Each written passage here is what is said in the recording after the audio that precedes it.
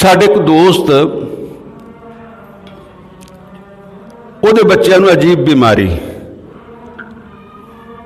बीमारी ये सी कि वो ना 8-9 साल तक बड़े खूबसूरत बड़े तंदुरुस्त, लेकिन यह कि उस तो बाद उन्होंने सुकना शुरू हो जाना तो फिर बिल्कुल जूड़े जाना, चलन फिरन जोगे ना रहना। तो दवाई अजे तक वो दस्तयाब नहीं हुई।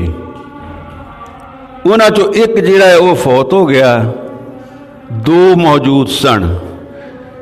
तो जिहड़ा फौत हो गया मैं इत्थे इंतहा दर्जे की उम्मीद की गल कर लगा है, मायूसी की नहीं उम्मीद की गल कर लगा है। जिहड़ा फौत हो गया लत्तां तो हिल नहीं सी सकदा, उहदे नाल जदों गल करनी उन्हें कहना मैं फलस्तीन नूं आज़ाद करावांगा।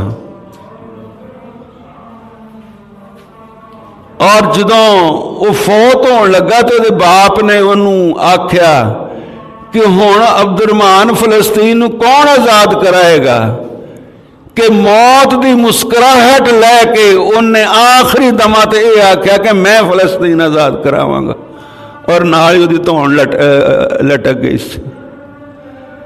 खूबसूरत बच्चे, एक बच्चा लागे तुरया फिर असीं आख्या तो बिल्कुल ठीक है।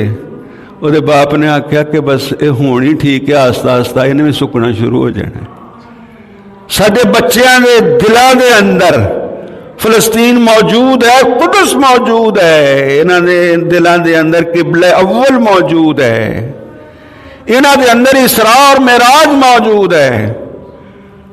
असी कुछ ना कर सकिए तो बहुत कुछ कर सकने हैं,